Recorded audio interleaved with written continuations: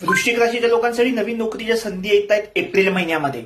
जर आता तुम्हाला अजिबातच नोकरी नाहीये, काहींच्या बाबतीत असं घडेल की नोकरीच नाही, मी खूप नोकरी शोधतोय, तर ह्या 2 महिन्यामध्ये कदाचित तुमचे इंटरव्ह्यू होतील आणि एप्रिलमध्ये तुम्ही जॉईन व्हाल, किंवा एप्रिलमध्ये तुमचा इंटरव्ह्यू होईल आणि लगेच तुम्ही जॉईन व्हाल. कारण वृश्चिक रास किंवा वृश्चिक लग्न असेल तर तुम्हाला एप्रिल महिन्यात नवीन नोकरीच्या संधी आहेत.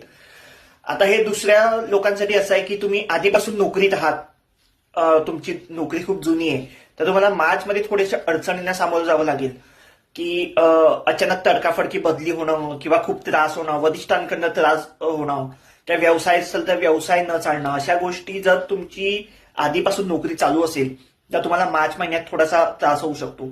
पण या दोघांसाठी, जरी तुमची नोकरी गेली असेल, तुम्ही नोकरी शोधताय तर, किंवा तुम्ही आधीपासून नोकरीत आहात, या दोघांसाठी एप्रिल महिना चांगला आहे. एप्रिलमध्ये तुम्हाला नवीन नोकरीच्या संधी येतील. व्यवसाय असेल, व्यवसायासाठी सुद्धा एप्रिल महिना वृश्चिक रास किंवा वृश्चिक लग्नासाठी चांगला आहे. त्याच्यामुळे तुम्ही जास्तीत, जर नोकरी नसेल तर आतापासून प्रयत्न चालू ठेवा तुमचे.